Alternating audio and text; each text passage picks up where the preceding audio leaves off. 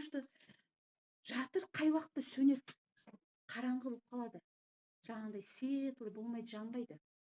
Когда әйелдің бойында қорқыныш болғанда, стресс болғанда, әйел стрессті состояние өмір сүргенде кортизол гормоны көбейіп кетеді, көтеріліп кетеді. А когда кортизол гормоны көтеріліп кеткенде все, бүткіл денесі салқын деген сөз, суық деген сөз. Как робот, сыртынан қарасаң, әдемі боянып алады, әдемі кірпігін жабыстырып алады, тырнағын жабыстырып алады, күшті каблукпен бүйтіп жүреді. Қасына жастарма деп көрінеді, ал қасында отырғың келмейді, сөйлескің келмейді, тартпайды ол сені. Вот алчность дегеніміз не? Ал жатыры жарық әйелдер, ол боянбай ақ қойсын, ол күшті бренд кимей ақ қойсын, қарапайым болып көрінсін, бірақ ол әйелдің қасында болғың келеді, онымен сөйлескің келеді, оның дауысын естігің келеді, оның жанында болғың келеді, оның үйіне барғың келеді, просто тыңдағың келеді, онымен бола бергің келеді, оның тартып тұрады ол. Енді секрет. Ақырындап секретке жақындап келе жатырмын. Мына әлем дейді, егер әйел ішіне үңілсе дейді, ішіне, сыртқа емес, назары завоевываю, мен істеймін, ұрандатып жасаймын, бүйтем, сөйтем емес, когда әйел ішіне үңілсе, я здесь, тишина, нәзіктік, тыныштық. 24-те 7 айтып тұрған жоқпын, 15-ақ минут. Бүйтіп өзіне кішкене болса да, мынау менің денем, мынау менің қасым, мынау менің кірпігім, мынау менің бетім, мынау менің ағзам, мынау менің эмоциям деп әйел өзіне назарын күніне 15 минут бөлсе, үңілсе ішіне, ана айды бекер көрсетіп тұрған жоқпын, ай қараңғы, өзінің қараңғылығына түссе, ол әйелдің бүткіл әлем оның қолында тұрады. Бағанағы Клеопатра пирамиданың кезіндегі әйелдер, соның мына пирамида сол әйелдер үшін тұрғызылған. Оларда сондай сенім болған. Біз ғалымдар зерттеп жатыр ғой. Қайтыс болғаннан кейін біз космостық деңгейде связаны боламыз. Бізге ішінен өздеріне бөлме арнаған, өздерін мынандай мумия, мынандай үлкен заттарға өздерін қаматқан. Яғни ол кезде солай жерлеу сондай болған. Байлар солай жерлеу болған. Жерлеудің түрі сондай болған. Сол кезде олар негізі сол пирамидалар әйелдің айтуымен, әйелдер істемейді дейді, бірақ айтады дейді, пирамида тұрғызылды.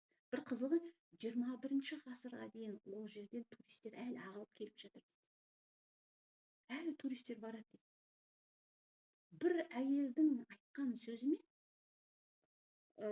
ана Индиядағы қандай еді ана әйеліне салып берген, әйел үшін салып берді ғой, ана Маханджи ма, не еді анау, үлкен мешіт салып берді ғой, кім барды? Индияда салды ғой, үлкен қылып. Кім барды? Кім біледі? Я, Таж-Махал. Таж-Махалда әйел салдыртқан. Бірақ әйел айтпаған, оған салдырып берші, маған күшті қылып бүйтіп салып беріп айтпаған. Просто ол өзінің ішіне үңілгендіктен, оны жақсы көргеннен, оған деген құрметінен, оған деген дәлелінен сол Таж-Махал салынған. Хюррем сұлтан да солай. Ол өзінің ішіне үңілгендіктен сұлтанды қолына ұстады, өзі ұстады. Кинода бізді анау қызықтырсын деп тарихты бұрып жіберген. Негізі Хюрремнің өзінің тарихы бойынша дейді, ол олай емес дейді. Әлем бойынша мынау пирамиданың кезіндегі замандағы әйелдер, Клеопатра, Хюррем, Таж-Махал салдыртқан әйелдер, олар іштеріне үңілген әйелдер, өздеріне үңілген әйелдер. И в том же дело бүткіл әлемді завоевывать етіп тұрғандар. Бірақ олар айтпаған, салып бер, істеп бер, маған жасап бер, неге маған гүл бермейсің, неге маған сақина тақпайсың, давай маған жүрекшемен кел, мен тиктокқа түсуім керек, мен дегенін көрсетуім керек, подружкама инстаграм көрсетуім керек дегенмеген олар.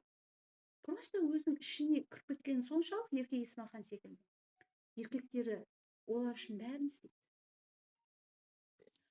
Еркек отырмайды ғой маған, ананы істеймін, маған керек, мынаған керек деп, просто сол үшін мен саған деген құрметім болсын, сені саған деген махаббатымның дәлелі болсын, мынау саған деген мен махаббатымның көрінісі болсын деп оған еркенің жолдасы оған бәрін істейді. Көрдіңіздер ме? Қазіргі замандағы ерке сол Клеопатраның кезіндегі біздің 21 ғасырдың. Енді әдетте әйелге айтады, сен күн секілді жарқыра, давай сен бәріне бер дейді. Әйелге айтады, давай сен күн секілді жарқыра, сен бәріне бер, анаңа бер, әкеңе бер, күн секілді жарқыра. Әйелге айтады, негізі әйел мынау ғой, әйелге айтады, сен күн секілді жарқырап бәріне бер дейді. Қалай бер дейді? Әкеңе бер, бауырларыңа бер, давай бер, балаңа бер, ешкімді ұмытпа, бер давай, күн секілді бол. Әйел күн секілді беремін деп шаршайды, әлсірейді, мені ешкім құрметтемейді дейді. Мен беріп атым, сендерге энергиямды беріп атым, денсаулық беріп атым, күш беріп атым, сендер маған қайтармайсыңдар дейді. Выгорание болады. Әйел өзін жоғалтады. Потом кім кінәлі? Әйел кінәлі болып шығады. Оған не дейді? Күн сияқты бол, бер деді. Әуелі әйел өзіне беру керек. Күйген дүние күйіп кетсін, құрған дүние құрып кетсін. Әйел ең бірінші өзіне беру керек. Содан кейін бар, бұның айналасындағылардың барлығы өзі ақ жарқырайды. Мысалы, бақшада гүл, бүйтіп гүл әдемі гүлдерді көреміз.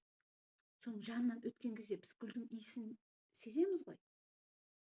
Ал егерде гүлдер жоқ кезде мусордың жанынан өтсең, бір сасыған мусор, фу, тез өтіп кетейікші, фу, бош деп ана мусор тастағың келмейді, даже жақындағың да келмейді.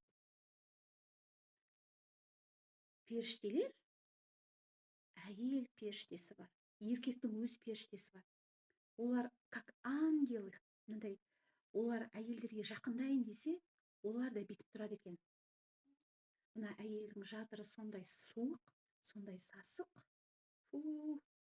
Мына әйел, менің мына ием, мына менің хозяйкам өзіне неге қарамайды екен?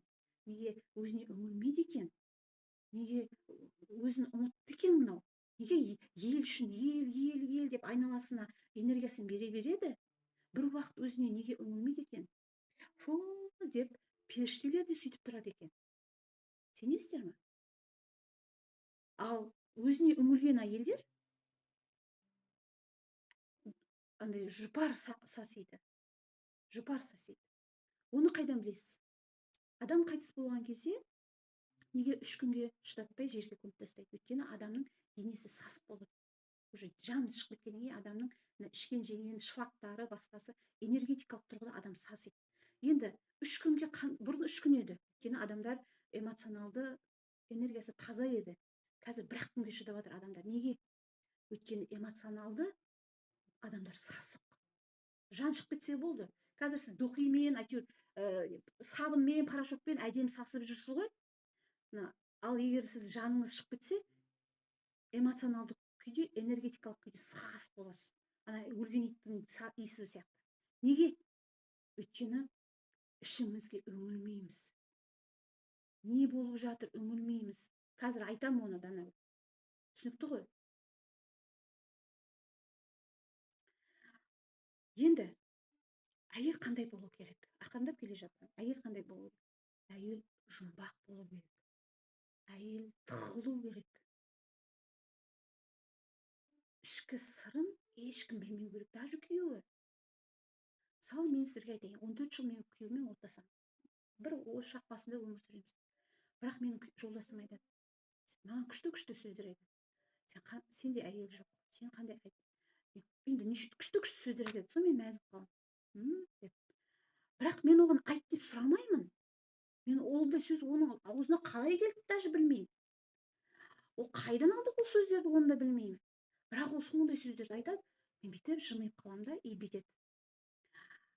Саған осы сөздерді айтсам ұнайды, сен одан сайын басқаша болып кетесің дейді. Мен сені әлі құпияңды аша алмай жүрмін.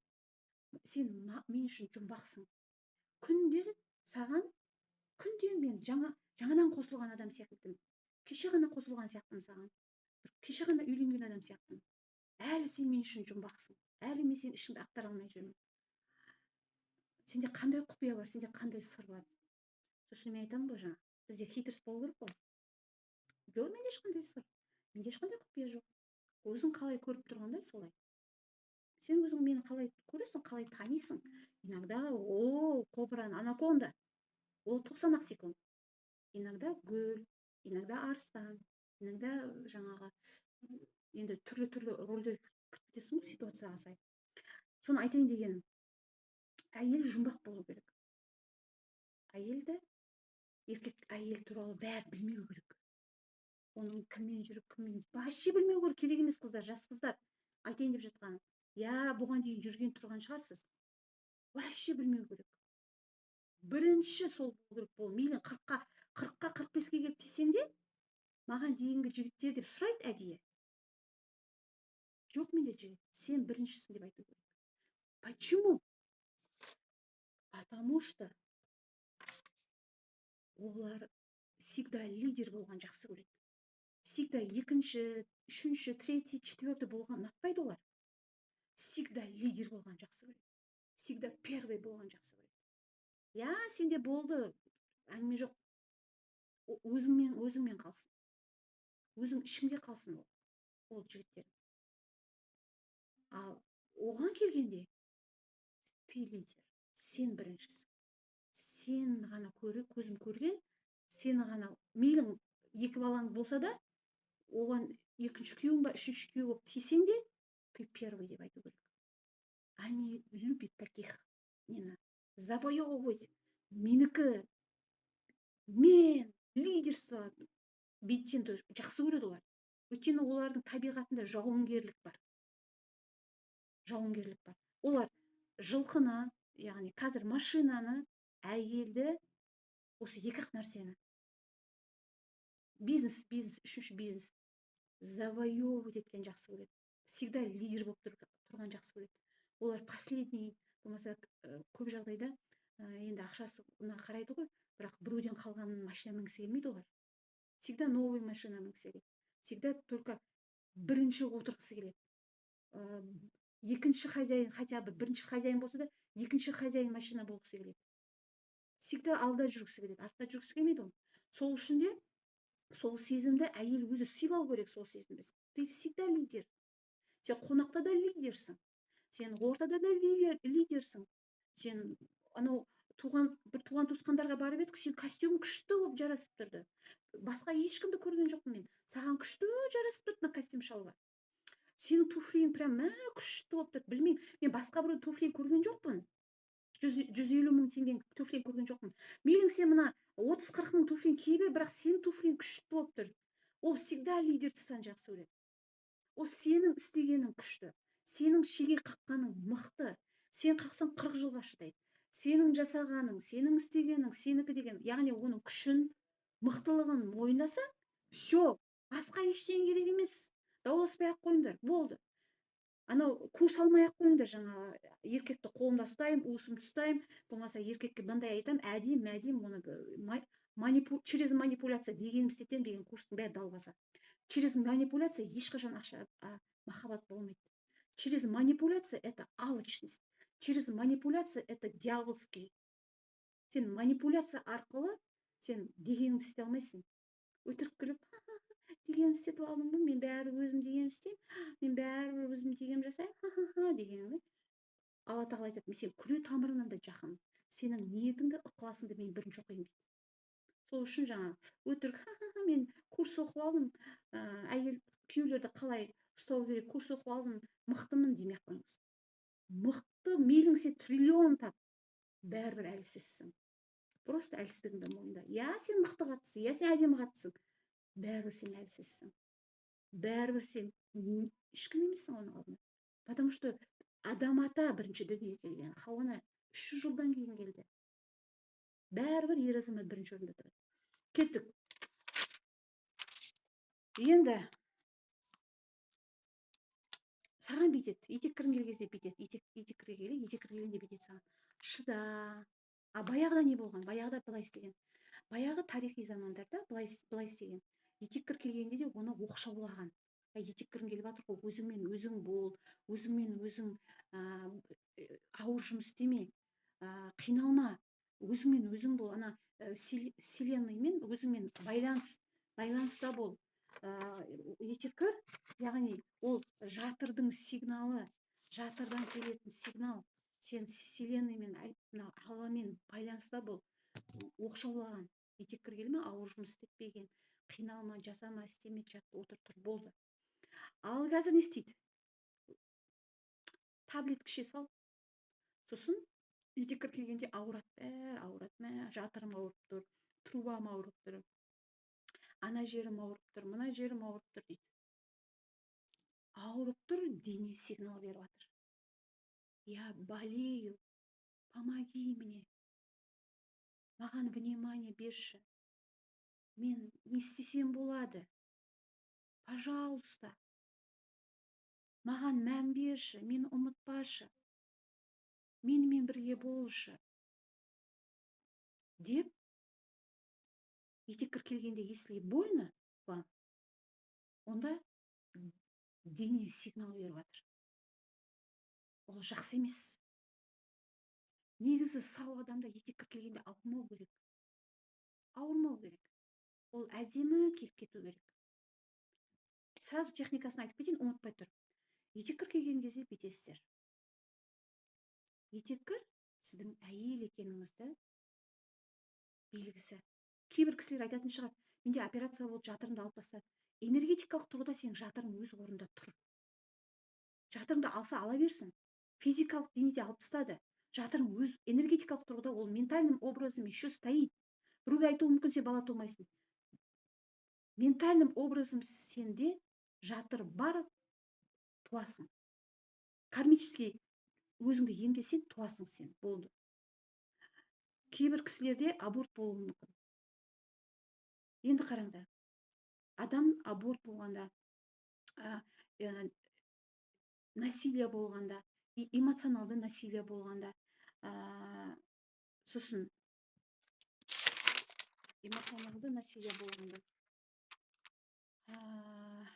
блок болған кезде, сосын кішкентай кезінде запреттер көп қойғанда, күйеуге болмайды, бүйтуге болмайды, сөйтуге болмайды деген. Сенің, мысалы, сен кішкентай 8 жаста қызсың, бір көйлек киіп айнаның алдына бүйтіп ербеңдеп жүргің келді.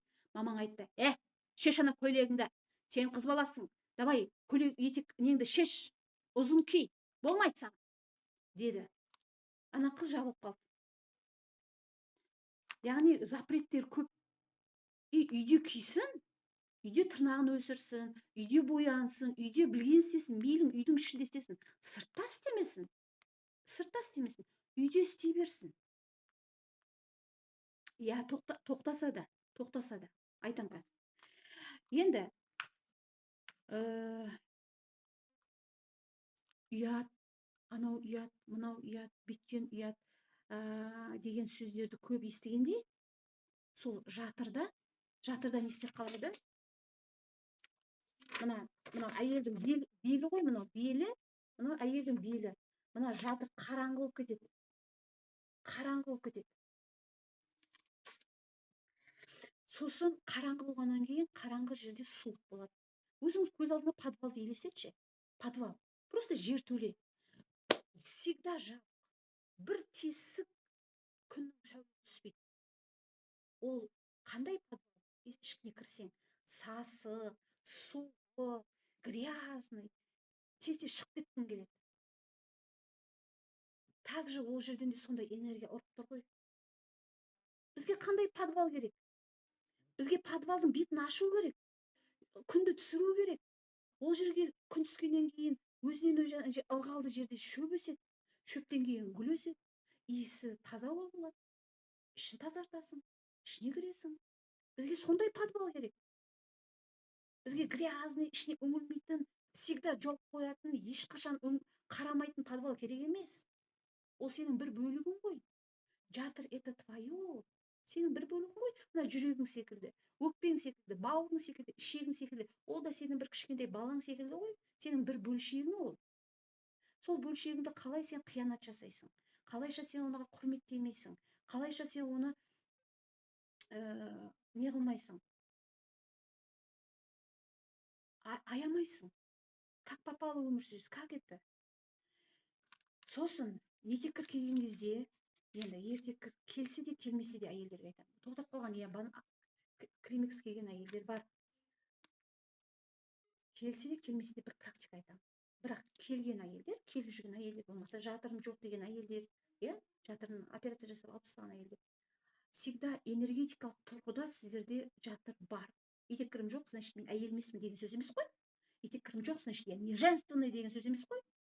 Сіз онсыз да женственный болып туғансыз о бастан. Вы ментальным образом мына әлемге әйел, женщина болып оқыласыз. Сіз мужской, мужественный, мужской деп оқылмайсыз, сіз женщина деп оқыласыз. Сол үшін істейміз. Енді бүйтеміз. Көзіңізді жұмасыз. Қараңыз, тағы бір нәрсе етейін. Таблетка ішті, бірақ таблетка не істейді, сіздерді уақытша қойдыртады, қайтадан ауырасыздар. Таблетка уақытша қойдыртады, қайтадан ауырасыздар. Өйткені таблетка бір жеріңізді еще зақымдайды. Өкпені, бауырды деген секілді. Қазір сіздер маткаға белгілі бір деңгейде зат деп қарайсыздар. И то сол кезде ғана маңызды да ол. Басқа уақытта маңызды емес сіздерге. Басқа уақытта даже гинекологқа барып қаралмайсыздар. Не болып жатыр, не ағып жатыр, не қасық, не болып жатыр, қарамайсыздар да маткаға. Тек бір нәрсе үшін керек, зат секілді. Керек кезде керексің, болды. Туып бер ана 9 күн, болды. Басқа уақытта сен маған келеміз деген секілді қарайсыздар. Одан кейін сіздер маткадан не істеу керек? Кешірім сұрау. Мына қолдарыңыз, сол қолдарыңызды маткаға ұстайсыздар, үстінен былай оң қолдарыңызды ұстайсыздар, терең дем аласыздар, терең дем шығарасыздар. Енді